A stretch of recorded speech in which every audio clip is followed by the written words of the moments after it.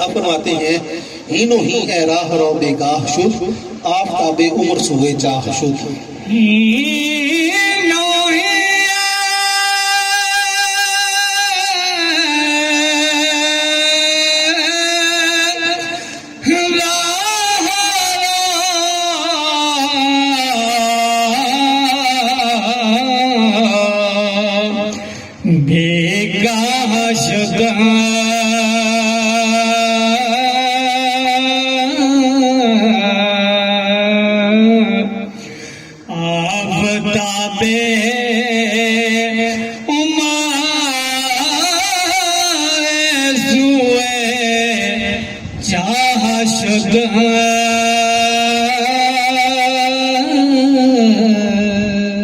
فرماتے ہیں خبردار خبردار اے مسافر، خبردار تو دنیا میں مسافر ہے اور غیر معینہ مدت کا مسافر ہے. تجھے مدت کا نہیں پتا کہ تیرا سفر کتنا باقی رہ گیا ہے. لہٰذا تو ہر وقت یہی سمجھ کہ میرا سورج غروب ہونے والا ہے اور میرا سفر ختم ہونے والا ہے، اور تیرے پاس جو 2 دن زندگی کے باقی رہ گئے ہیں ان میں تو اپنا دھیان اللہ کی بارگاہ کی طرف کر لے. وہ ان 2 دنوں کے اندر ایسی برکت پیدا کرے گا کہ وہ تیری ساری زندگی پہ حاوی آ جائیں گے. کیونکہ وہ فرماتا ہے کہ میں نیتوں کو دیکھتا ہوں، میں اخلاص کو دیکھتا ہوں، میں اعمال کی پختگی کو دیکھتا ہوں. میں تعداد نہیں گنتا کہ 1000 نماز پڑھی ہے، 100 سال نماز پڑھی ہے. میں دیکھتا ہوں کہ وہ جو ایک پڑھی ہے وہ کس نیت سے پڑھی ہے، کتنے اخلاص سے پڑھی ہے. اگر وہ خالصتاً میری رضا کے لیے ہے تو وہ پچھلی 100 پہ حاوی آ جائے گی. آپ فرماتے ہیں کہ ایند و روز کرا کے زودت ہست روز کہ وہ تیرے لیے ان 2 دنوں میں 100 دنوں کا حساب پیدا کر دے گا. وہ زندگی تو میری 2 دن کی ہوگی لیکن پچھلے جو 100 سال گزرے ہیں وہ سب پہ حاوی آ جائے گی.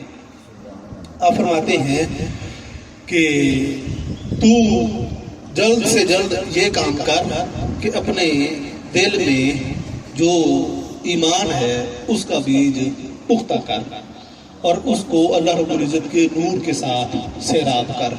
جب اس میں بیج ایمان کا بوئے گا، نور کے ساتھ اسے سیراب کرے گا، پھر اس سے جو کھیتی نکلے گی وہ کھیتی ایسی ہوگی کہ جو تجھے آسمان کی طرف بلند کر دے گی اور تجھے روز روشن کی طرح عیاں کر دے گی کہ دنیا میں تو ہوگا لیکن تجھے اللہ رب العزت دسترس جو ہے وہ عرش اور فرش کی دے گا، اور سارے معاملات جو ہیں وہ پھر اللہ رب العزت وہ حدیث پاک جو اللہ رب العزت نے فرمایا ہے کہ ایک تیری چاہت ہے ایک میری چاہت ہے، ہوگا وہی جو میری چاہت ہے. لیکن اگر تو اپنی چاہت کو میری چاہت کے تابع کر دے گا تو پھر میں وہی کروں گا جو تیری چاہت ہے. آپ فرماتے ہیں کہ پھر وہ سارے کے سارے معاملات اپنے ان لوگوں کے ہاتھوں میں دے دیتا ہے جو اس کے لیے ساری عمر چھوڑ کے، ساری زندگی چھوڑ کے، سارے معاملات چھوڑ کے صرف اسی کے ہو جاتے ہیں. اللہ رب العزت نے قرآن کریم میں ارشاد فرمایا ہے کہ وہ نور ہے اور آسمان کا بھی نور ہے اور زمین کا بھی نور ہے اور اسی کے نور سے ساری کائنات روشن ہے. بسم اللہ الرحمن الرحیم. اللہ نور السماوات والارض. اللہ رب العزت نور ہے آسمانوں کا اور زمینوں کا.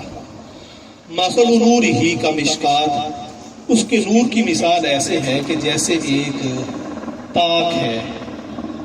تاک جیسے پرانے گھروں میں بڑی بڑی ایک ونڈو بنائی جاتی تھی، کھڑکی بنائی جاتی تھی جسے آلہ کہتے تھے، جس میں چراغ رکھ کے جلایا جاتا تھا اور اس سے روشنی پھر پورے گھر میں یا پورے کمرے میں پھیلتی رہتی تھی. اللہ رب العزت نے فرمایا کہ میرے نور کی مثال ایسے ہے کہ جیسے ایک تاک ہے، ایک آلہ ہے، ایک جگہ بنی ہوئی ہے جس میں وہ دیا رکھا گیا ہے. فیہا مصباح. اور اس میں ایک چراغ ہے، اس آلے میں ایک چراغ ہے. المصباح فی زجاجہ. اور وہ چراغ شیشے کے ایک فانوس میں ہے. جس طرح سے یہ پرانی لالٹین ہے، اس کے ارد شیشہ نہ ہو تو روشنی تھوڑی شیشہ ڈال دیں تو روشنی اس کی پھیل جایا کرتی تھی اور اس کو ہوا لگنے سے گڑتی بھی نہیں تھی.